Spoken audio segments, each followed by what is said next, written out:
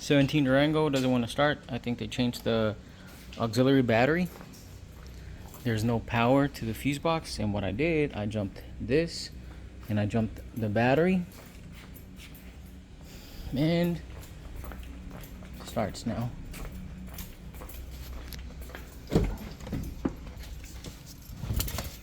Watch it not start. Okay, so it works, but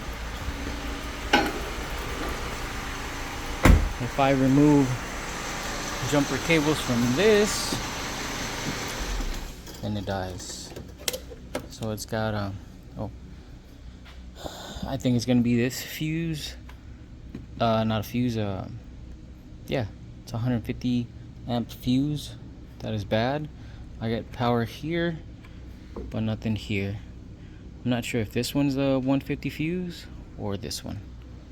I gotta get more info, but at least I started it and drove it in the shop. So I started it, it's running.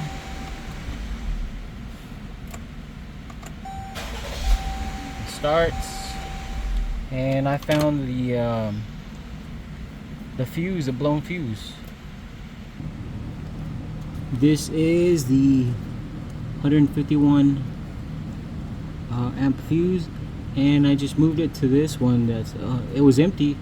It's a 100 amp fuse, and now there's power here, and power at the fuse box. But it's still, the battery is still pretty weak. It's only at 10 amps, 10 volts.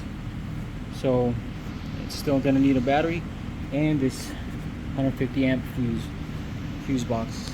And it's the only, I guess it's a whole assembly. Oh, there it is. You can see this is the 150 amp fuse, and it's blown. And I used this 100 amp fuse, that slot, just to start it, and it starts.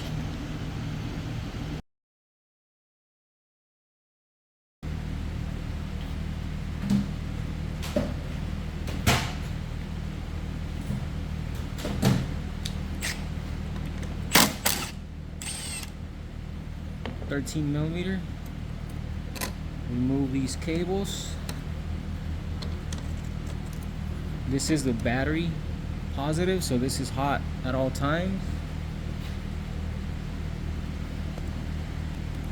So what I'm gonna do is isolate this like that. Make sure it doesn't touch any power, any ground, or any metal surfaces. And there's some clips here.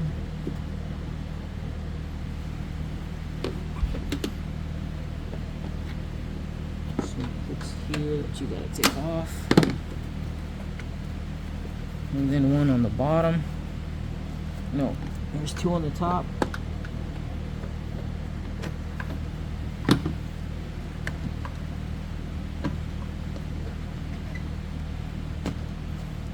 Okay, I'm gonna take it off first, and then I'm gonna show you what the clips look like.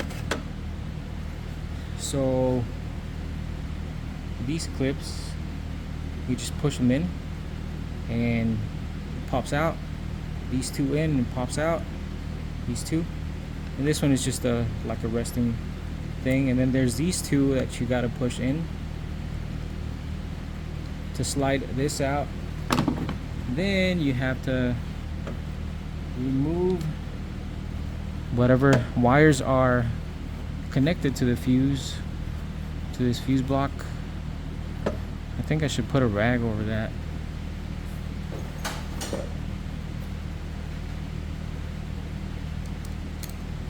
I'm gonna put a rag over it. And then 10mm on these, so we'll just undo them. I'm gonna loosen them all first. Note where they go, because there's different fuse ratings. This is a 150.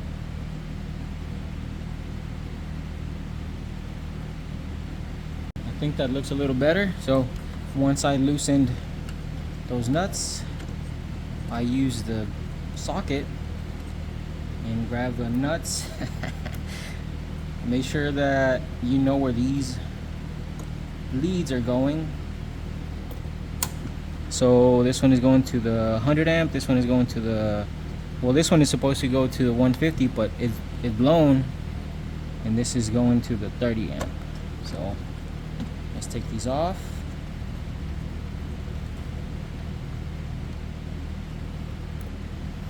And let's remove all of the leads, connections.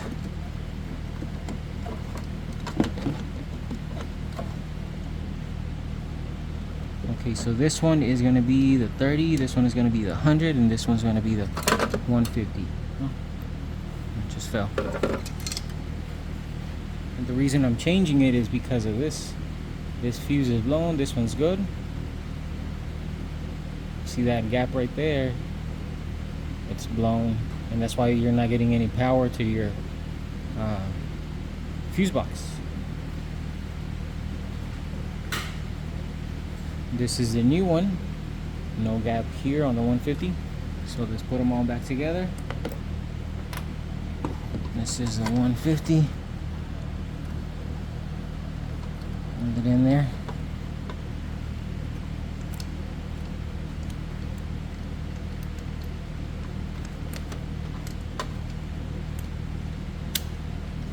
There's one there.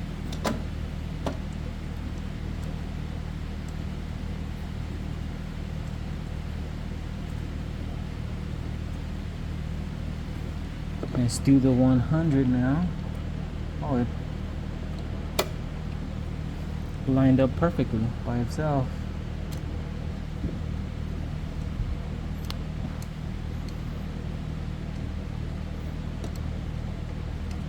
Now let's do the 30 amp.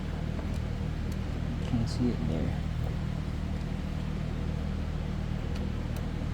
There it is. Now let's get them. Let's tighten them up.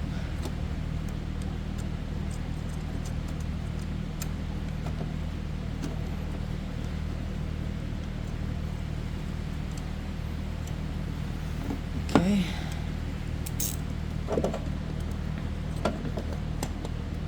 So snug, and then like a maybe quarter turn.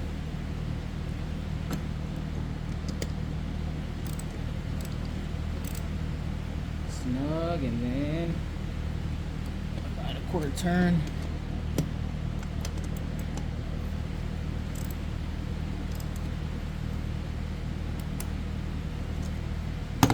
Alright, now let's put the cover back on.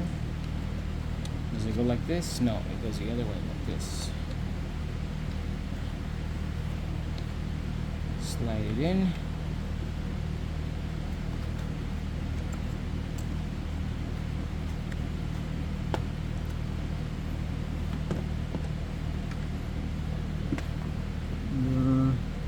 Let's put this one first, the little leg on the bottom. Make sure it clips on. It's inside. And then clips on. Let's put this one on now. And then this one. Whoa.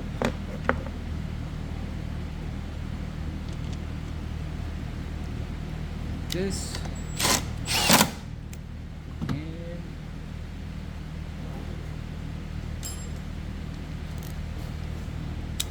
Use a ratchet to tighten it. Then we put this cover back on.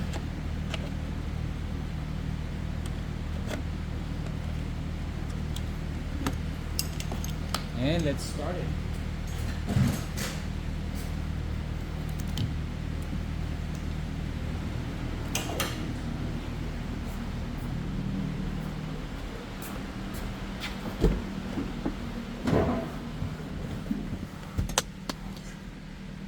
This one, it had two problems. I didn't replace the battery, someone else did.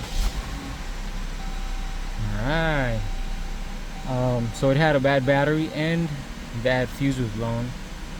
I guess in an emergency, what you can do is just, if you have a spot that's free on this junction box, you can just move it over from the 150 to the 100, and it would work for a while, but you still have to change it. If you're stranded, I guess you can just do that. There was no power to the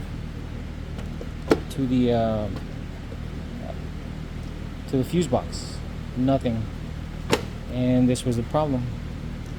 A blown 150 amp fuse. All right, thanks for watching.